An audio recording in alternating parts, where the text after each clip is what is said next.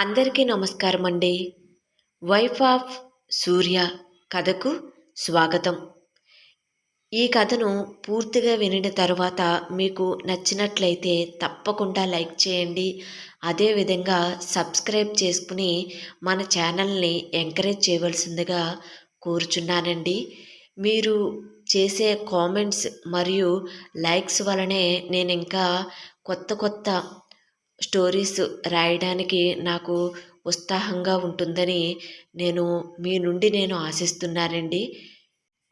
ఈ కథకు సంబంధించిన మిగిలిన భాగాలను మన ఛానల్లో ప్లేలిస్టులు సేవ్ చేయబడి ఉన్నాయండి. ఒకవేళ మీకు ఇంట్రెస్ట్ అయితే గనక వెళ్ళి చెక్ చేయొచ్చు. మరిక కథలోకి వెళ్దాం. తనకు తెలిసిన కాకి కడవ అనే కథను చెప్పటం మొదలు పెడతాడు చక్రి. పిల్లలు ఇద్దరూ కథను వింటూ కొడుతూ ఉంటారు. చందు వంటగదిలో తన పనులు అన్నీ పూర్తి చేసుకుని చక్రి దగ్గరకు వస్తుంది. చిన్ను, బంటు, రండి, మనం వజ్జుందాం, మామాని రెస్ట్ తీసుకోనివ్వండి అంటుంది చందు. పర్వాలేదు అక్క, కొంత సమయం ఉండనివ్వు అంటాడు చక్రి. లేదు తమ్ముడు, మళ్ళీ రేపు ఉదయం స్కూల్ టైంకి నిద్ర లేవలేరు అంటూ పిల్లలు ఇద్దరిని తన గదిలోకి తీసుకువెళ్తూ ఉండగా, గుడ్ నైట్ మామా అంటూ చిన్ను చెబుతుంది. గుడ్ నైట్ మామా అని బంటు కూడా అంటాడు. గుడ్ నైట్ అని చక్రి బదులు ఇస్తాడు ఇద్దరికి. చందు పిల్లలు ఇద్దరినీ తీసుకుని తన గదిలోకి వెళ్తుంది. మంచంపై ఇద్దరు పిల్లలను చెరొక భుజంపై పడుకోబెట్టుకుంటుంది. అమ్మా, ఈరోజు సాయంత్రం అని చిన్ను మొదలు పెడుతుంది. చిన్ను తలను నిమురుతూ, చూడు చిన్ను, నేను లేకుండా నువ్వు ఎక్కడికి వెళ్ళకూడదు.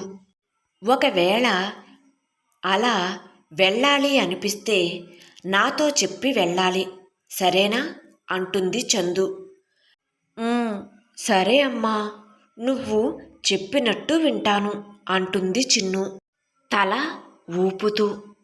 పిల్లలు ఇద్దరూ నిద్రలోకి జారుకుంటారు.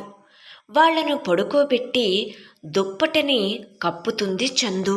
తరువాత ఉతికిన బట్టలను మడతలు వేసి బీరువాలో పెడుతూ ఉండగా, బీరువాలో ప్లేస్ సరిపోకపోవటంతో అక్కడ ఉన్న కొన్ని బట్టలను తీస్తూ ఉండగా, ఆ బట్టల మధ్యలో ఉన్న నోకియా కీప్యాడ్ ఫోన్ క్రింద పడుతుంది.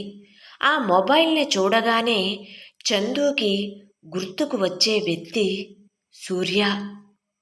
అది ఒక పేరు ఉన్న డిగ్రీ మరియు పీజీ కాలేజ్, విశాఖపట్నం. అక్కడ ఉండటానికి హాస్టల్ సదుపాయం కూడా ఉంటుంది. చంద్రిక తన బట్టల సూట్ కేస్, లగేజ్ బ్యాగ్ను తగిలించుకుని తన తండ్రితో కలిసి కాలేజ్ లోపలికి వెళ్తుంది. అక్కడ కొత్త విద్యార్థులు అందరూ తమ లగేజ్ను పట్టుకుని, సర్టిఫికెట్ల ఫైలును మరొక చేతితో పట్టుకుని మొత్తం గ్రౌండ్ అంతా కోలాహలంగా తిరుగుతూ ఉంటారు. ఆ గ్రౌండ్ మొత్తం పెద్ద పెద్ద నేరేడు చెట్లతో చాలా ఆహ్లాదకరంగా ఉంది. అది జూన్ నెల కావటంతో కొంచెం ఎండలు తగ్గుముఖం పట్టినా ఒక మాదిరి వేడిగా ఉంటుంది. కాబట్టి ఒక చెట్టు క్రింద టేబుల్ వేసుకుని 3 చైర్స్లో 2 మేడమ్స్, ఒక సార్ కూర్చుని ఉన్నారు. చందు తండ్రిని తీసుకుని వాళ్ళ దగ్గరికి వెళ్తుంది. గుడ్ మార్నింగ్ మేడం అని వాళ్లను విష్ చేస్తుంది. గుడ్ మార్నింగ్, చెప్పమ్మా అని అందులోని ఉన్న సార్ అంటారు. సార్, నేను కాలేజీలో ఆల్రెడీ జాయిన్ అయ్యాను సార్. ఇప్పుడు హాస్టల్లో కూడా ఉండటానికి లగేజ్ కోసమని ఇంటికి వెళ్ళి వస్తున్నాను సార్ అంటుంది చందు. ఓ అవునా, నువ్వు ఏ గ్రూపులో జాయిన్ అయ్యావు అని అడుగుతుంది మేడం.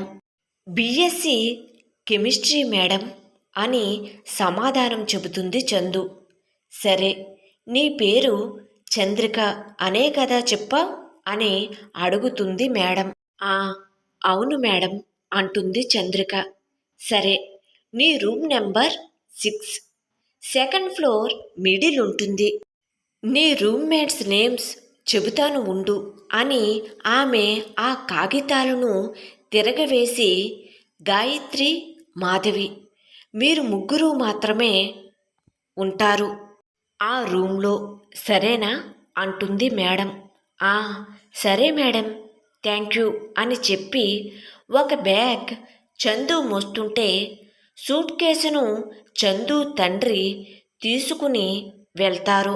హాస్టల్కి క్రింద ఫ్లోర్ వెళ్ళటానికి గ్రిల్స్ ఉంటాయి. గ్రిల్స్ నుండి లోపలికి వచ్చాక క్రింద ఫ్లోర్ ఉంటుంది.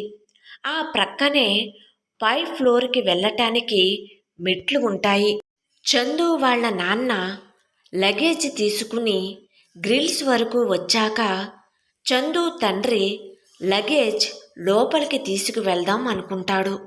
అక్కడే ఉన్న లేడీ వార్డెన్ మీరు లోపలికి వెళ్ళకూడదు అని చెప్పటంతో సరే అని చెప్పి చందుకి లగేజ్ని అప్పగిస్తూ చందు తలను నిమురుతూ జాగ్రత్తగా ఉండమ్మా, బాగా చదువుకో అని చెప్పి నుదిటి మీద ముద్దు పెట్టుకుంటాడు. చందు ఏడుస్తూ తండ్రిని కౌగిలించుకుంటుంది. వైఫ్ ఆఫ్ సూర్య కథ కొనసాగుతుంది.